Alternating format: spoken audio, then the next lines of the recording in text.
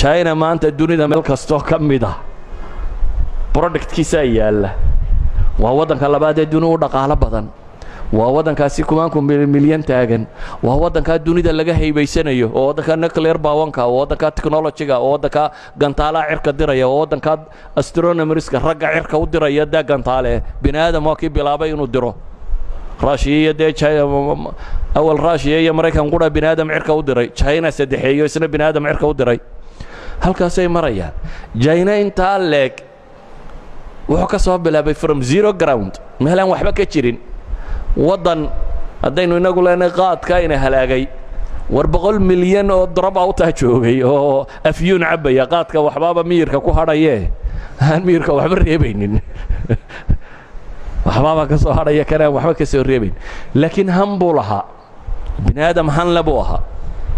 indiyadan 1 milyan ee haddana gaajoonaysa caankana maanta waxay ka mid tahay dhaqaale 20 sano 30 sano soo socda dunida waxa la filayaa maxay xagga u dambaysa inay gaadho Singapore waa dawlad aad u yar Singapore waa tuulo dawlad ma waa tuulo waa 24 kilomitir baan u maleynaya square meelaha yani waxa laga yaabaa fadhiga Hargeysa inay ka weynti Singapore haddana dawladda yar inta leg 2000 oo baa ku yaalan rajaynaya haddaan daakiradu qaldan 2000 oo institute oo farsamo laga barta ku yaala shirkadka reer galbeedka Ingiriiska qura 600 shirkadood ka taala waa madaxweynahooda yar ra'iisul wasaarahoodu ninka labaad ee dunida ugu lacag badan ee mushaar qaata waxaan u maleynayaa madaxweynayaasha dunida tirada badan la nusbuka lacag badan yihiin ra'iisul wasaarahoodu wadankan yar cidii sameeynaysa wuxuu lahaa markuu bilaabayay dhul sabqa baa la iga tagay buu leeyahay dhul meel yar oo biyo fadhiisana soomad oogid ciidda dhulka lagu dhiso dhulkoodu ciid ma la soo oogid bal adigu wadan qiyaas aan ciidda dhulka lagu daara lagu dhistana lahayn ee dabada ka soo dhoofsada ciidda daara lagu dhista cabaarad baa looga soo qaadaa maxay Malaysia siisa biya lacbana Malaysia siisa yani muqawamaat alxayaat ma yaaliin haddana Singapore maanta waxay ka mid tahay maxay dunida dhaqaalaheedu tagay horumaray technology-geedu tagay bay ka mid tahay hal oday oo maalin dhaweyd dhintay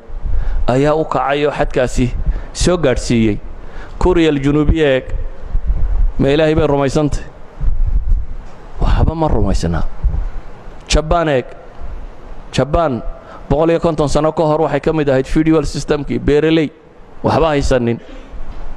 bal aan qisaydin soo naqliyo oo siharo nin la yiraahdo Dr. Tawfiq Alwaaci ayaa xikaayada soo naqliya inkastoo nadka aan baadhaan hore u helin magaca kan laakiin waa nin say sheegayaan Samura family-ga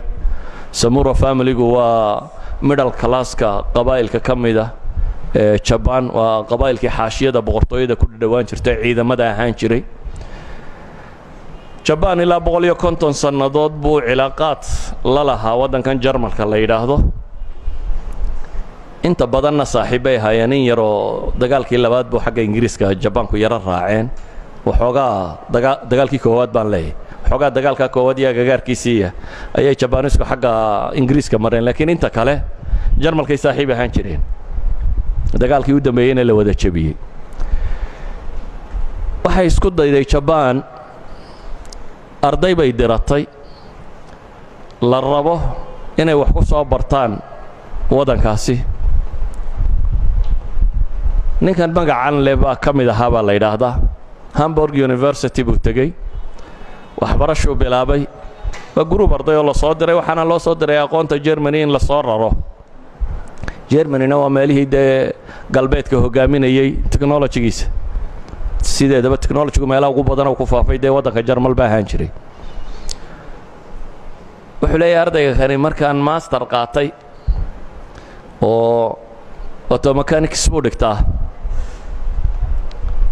الميكانيكا markaan theory-yadii iyo bookskii iyo wixii ayay macmal bana geey waayeen buu yiri theory uma loo dhigaa nadariyaad jaamacad iyo book iyo drawing iyo wax unbana lagu wadaa buu yiri meel farsamaba waan arki waayay anna waxa iga go'an buu leeyahay inaan wadankii horumariyo wadankana buuga ku horumarin maayo si aan yeelo waa inuu tala kala keenaa maalintii dambe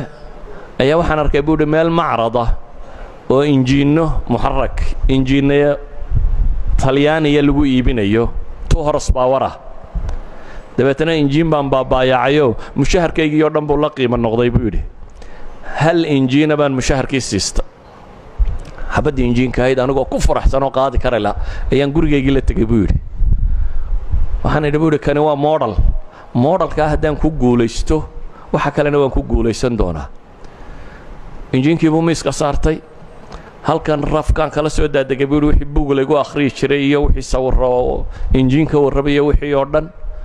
waxaan ku talagalay buu yidhi injiinkaasi inaan furfuro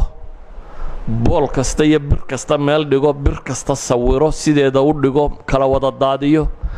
kadibna aan dib isugu wada celin karo dabeetana aan mar kale ka shaqaysiin karo si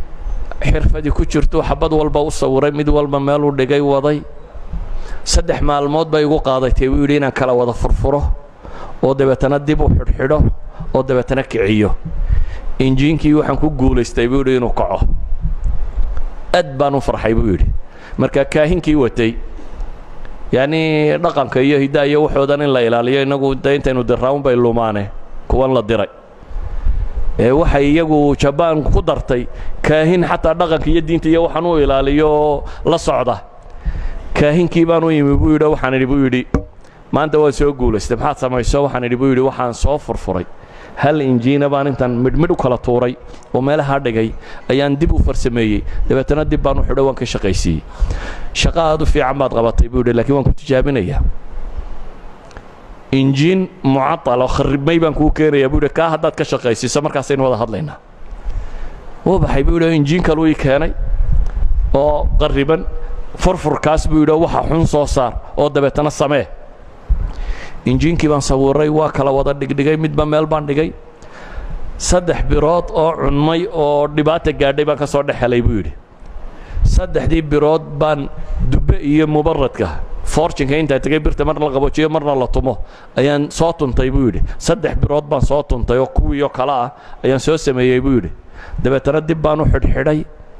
isna waan ka shaqaysiiyey tanna 10 cashay igu qaadatay buu yidhi maalmaha uu shaqaynaya wuxuu leeyahay hal mara baan wax cunaa in yarna waan seexdaa inta kalena bahalkuma dul fadhiyaa 10 maalmood bay tanna igu qaadatay buu yidhi inaan dhammeeyo iyana waan dhammeeyey dabeetana waxaan idhi buu yidhi waxaa la yidhi buu yidhi master degree baad qaadatay waxaad gashaa doctoraa professorkaygii sii wad buu yidhi may doctorkaa dooni maayo baan idhi buu yidhi Japan baa isugaysa Japan si aan wax uga noqdo injiinkan hadda gartay sida la isugu xidhxidhay dee birtiisa waa inaan samayn karaa birtiisa saan u samayn karana waa inaan warshadaha birta dhalaaliya tagaa kuwaana wax layskuma barayo shaqaale ka noqo xamaal baan bilaabay buu yidhi ka shaqeeya warshadahan birta warshadahan lagu dhalaaliyo ironka aluminiumka biraha warshadahan dhalaaliya ayuu xamaalnimo ka bilaabayo inuu cumaalintan dhuxusha ku gurtiyo waxaan inuu noqdo ka shaqeeyo 8 sannadood buu waxaa waday oo uu baranayay sida birta loo dhalaaliyo dhagaxa inta la soo qodo sida loo kala dhalaalin karo bir loo kadib buu noqday Nagasaki buu tegey boqorka maqlay ninkan iyo arrimuhu wado 5,000 pound buu soo diray buu yidhi boqorkii Japan oo leeyahay waxaad u baahantay qalab soo siiso qalabkii warshad kaamila baan soo siistay buu yidhi waxaan ku qaada baan waayey mushaharkaygii baan haddana uga dhigay buu yidhi nooli dabeetana qalabkiisii buu la yimi Japan markaan imi baa la yidhi buu yidhi boqorka raba inuu ku soo dhaweeyo ku yimaada may boqorka arki maayo buu anigoo aan qalab sidin muxarakaad anigoo sida mooyaane iima cuntanta wali in boqor soo dhaweeyo